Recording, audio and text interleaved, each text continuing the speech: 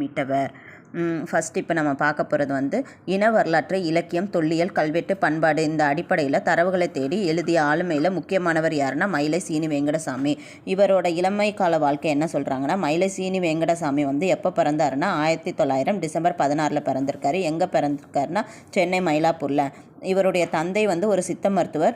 தமையனார் அதாவது அவருடைய அண்ணன் வந்து கோவிந்தராஜன் தமிழ் ஆசிரியராக விளங்கினால இவருக்குமே தமிழின் மீது தனியாத பற்றும் நுணுக்கி ஆராயும் திறனும் பெற்றவராக திகழ்ந்தார்.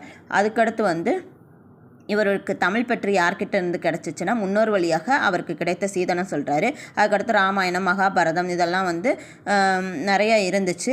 ஏட்டுச்சுவடிகளை எடுத்து புரட்டி பார்த்துருக்காரு. அப்போல்லாம் அவருக்கு புரியாது. படித்து ஆராய வேண்டும் எண்ணம் வந்து எழும். அதுக்கப்புறம் தான் இலக்கிய வரலாற்று கல்வெட்டு ஆராய்ச்சிகளுக்கு அன்னைக்கே என் மனத்தில் பதிஞ்சிருச்சு அப்படின்னு சொல்கிறாரு. அடுத்து வந்து இவர் வந்து தொடக்கப்பள்ளி ஆசிரியராக 25 ஆண்டுகள் பணியாற்றியிருக்காரு. இவருக்கு வந்து யாரோடலாம் நெருங்கி பழக தொடர்பு இருந்துச்சுன்னா விபுலாந்த அடிகள், கா சுப்பிரமணியனார், திருவிக்கா, தோப்போ மீ, சாத்தா சர்க்குணம் இவங்கெல்லாம் வந்து தொடர்பு காரணமாக ஆய்வு கட்டுரைகள் எதுலெல்லாம் எழுதியிருக்காருன்னா குடியரசு, ஊழியன், செந்தமிழ் செல்வி, ஆரம்ப ஆசிரியன், லக்ஷ்மி முதலான இதழ்களில் வெளியாயின.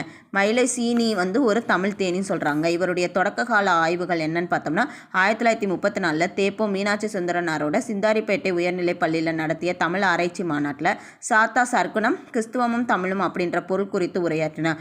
அந்த உரையை கேட்டு அவர் தான் ஆர்வத்தில் அந்த கேட்டு பெற்ற ஆர்வத்தினால கிறிஸ்துவம் தமிழும் அப்படின்ற நூலை எழுதியிருக்காரு. அவருடைய மயிலை சீனி வெங்கடசாமியோட முதல் நூல் எதுன்னு கேட்டாங்கன்னா கிறிஸ்துவமும் தமிழும். அதுக்கடுத்து வந்து தமிழோட தொல் இலக்கியம், தொல்கலை, தொல்லெழுத்து ஆகியவற்றில் கொண்ட ஈடுபாடு காரணமாக பௌத்தமும் தமிழும், சமணமும் தமிழும் இந்த நூல்கள்லாம் இயற்றியிருக்காரு. அதுக்கடுத்து வந்து இவர் வந்து 1950களில் கிபி 3 டு கிபி 9ஆம் நூற்றாண்டுக்கு இடைப்பட்ட காலங்களில் ஆட்சி புரிந்த மன்னர்களை பற்றி ஆய்வில் ஈடுபட்டார். ஃபஸ்ட்டு யாருன்னா மகேந்திரவர்மன், அடுத்து அவருடைய பையன் நரசிம்மவர்மன் இவங்களெல்லாம் குறித்து ஆய்வுகள் பண்ணிவிட்டு அதுக்கடுத்து 3ஆம் நந்திவர்மன் அப்படின்ற பல்லவ மன்னனை பற்றியும் எழுதியிருக்காரு.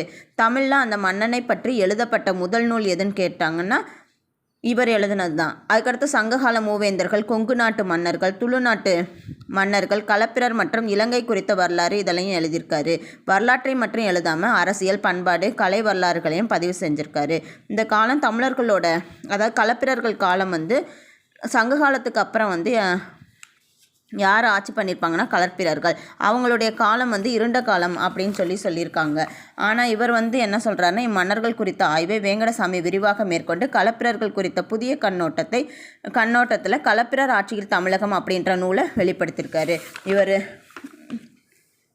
இங்கே ஒரு இதை என்னென்ன நூல் எழுதியிருக்காருன்னா ஃபஸ்ட்டு வந்து இவருடைய முதல் நூல் எதுன்னு கேட்டோம்னா கிறிஸ்துவமும் தமிழும். ரெண்டாவது அடுத்தடுத்து வந்து பௌத்தமும் தமிழும் எழுதியிருப்பார், சமணமும் தமிழும்.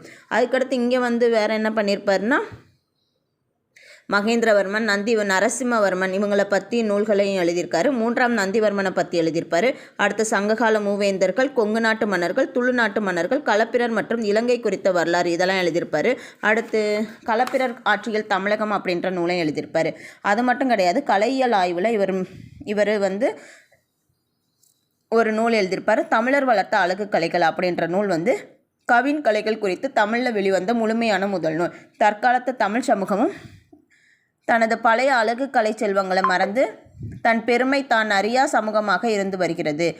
இந்த நூலோட முன்னுரையில் எப்படி சொல்கிறாருன்னா கலை என்று இப்போது கூறப்படுகிற சினிமாக்கலை, இசைக்கலைகள் பற்றி தான். இலக்கிய கலை கூட அதிகமாக பேசப்படுறதில்ல. ஏனைய அழகு கலைகளை பற்றி அறவே மறந்துட்டாங்க அப்படின்னு எழுதியிருக்காரு. தமிழக அரசோட முதல் பரிசை பெற்ற நூலும் தமிழர் வளர்த்த அழகு கலைகள். இறைவன் ஆடிய 7 வகை தாண்டவம், நுண்கலைகள், இசைவாணர் கதைகள் இதெல்லாம் பற்றி இவருடைய மற்ற நூல்கள். அதுக்கடுத்து வந்து மயிலை சீனி வெங்கடசாமி பற்றி துரைக்கண்ணன் எழுதியிருக்கார். நாரண துரைக்கண்ணன் ஒரு இது சொல்லியிருக்காரு.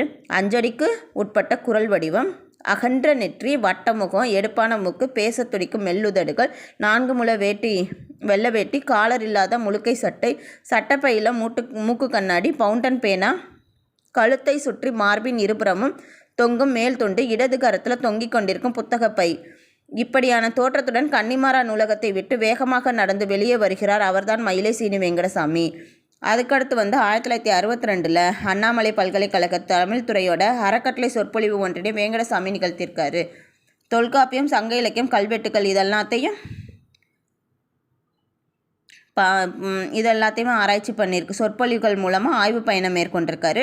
சங்ககால தமிழக வரலாற்றில் சில செய்திகள், பழங்கால தமிழர் வணிகம், களப்பிரர் ஆட்சியில் தமிழகம், கொங்கு நாட்டு வரலாறு, தமிழ்நாட்டு வரலாறு, சங்ககாலம் இந்த மாதிரி நூல்களை எழுதியிருக்காரு.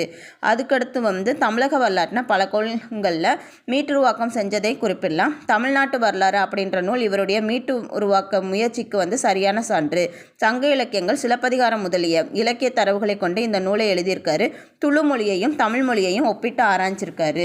அதுக்கடுத்து சாசன, செய்யுள், மஞ்சரி, மறைந்து போன தமிழ் நூல்கள் இந்த நூல்களை எழுதியிருக்காரு. 19ஆம் நூற்றாண்டு தமிழ் இலக்கியம் என்னும் நூல் ஒவ்வொரு நூற்றாண்டையும் எந்த வகையில் ஆவணப்படுத்துவது என்பதற்கான முன்னோடி நூல். எதுனா 19ஆம் நூற்றாண்டு தமிழ் இலக்கியம் அப்படின்ற நூல் ஒவ்வொரு நூற்றாண்டையும் எந்த மாதிரி ஆவணப்படுத்துவது என்பதற்கான முன்னோடி நூலாகும். அடுத்து மறைந்து போன தமிழ் நூல்கள் என்னும் நூலில் வேங்கடசாமி அவர்களோட அரிய ஆவண பணிகளில் ஒன்று எதுனா மறைந்து போன தமிழ் நூல்கள். மறைந்து போன 333 தமிழ் நூல்களை தொடர்பான குறிப்புகளை இதில் முன்னிறுத்தியிருக்காரு. அதுக்கடுத்து பாரதிதாசன் இவரை பற்றி சொல்லியிருக்காங்க.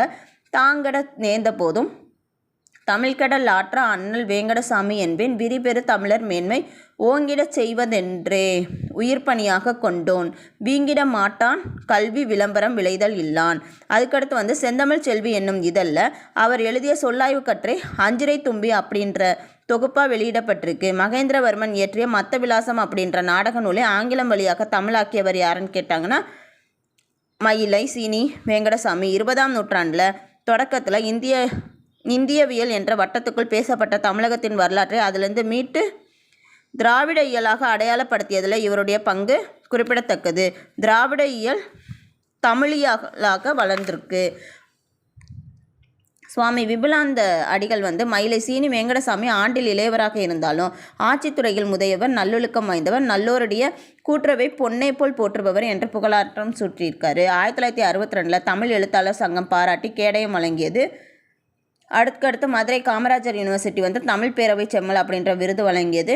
சென்னை கோகலே மண்டலத்தில் மணிவிழா எடுத்து ஆராய்ச்சி பேரறிஞர் என்ற பட்டத்தை வழங்கினார். திருமணமே செஞ்சுக்கலாம இல்லற துறவியாக வாழ்ந்து அவருடைய வாழ்வை முழுமையாக தமிழில் ஆய்வுக்கு ஒதுக்கியவர் யாருன்னு கேட்டாங்கன்னா சீனி வெங்கடசாமி. அதுக்கடுத்து புதிய செய்தி காணும் ஆய்வு. அதாவது சேரன் கொடிக்கு வில், சோழன் கொடிக்கு புலி, பாண்டியன் கொடிக்கு மீன் என்று மரபான சின்னங்கள் குறிப்பிடப்பட்டிருக்கு. மற்ற சின்னங்கள் பற்றிய குறிப்புகள் ஆய்வுளவுக்கு அறியாதவை. சங்ககால பசும்பொன் பாண்டியன் தன் கொடியில் யானை சின்னத்தை கொண்டிருந்தான் என்ற செய்தி. சங்ககால பசும்பொன் பாண்டியன் அவருடைய கொடியில் யானை சின்னத்தை கொண்டிருந்தான் அப்படின்ற செய்தி எதில் இருக்குன்னா அகநானூரில் இருப்பதை முதலில் அறிந்து வெளிப்படுத்தியவர் யாருன்னா மயிலை சீனி வெங்கடசாமி. இப்படி அவர் வெளிப்படுத்திய செய்திகள் பற்பல.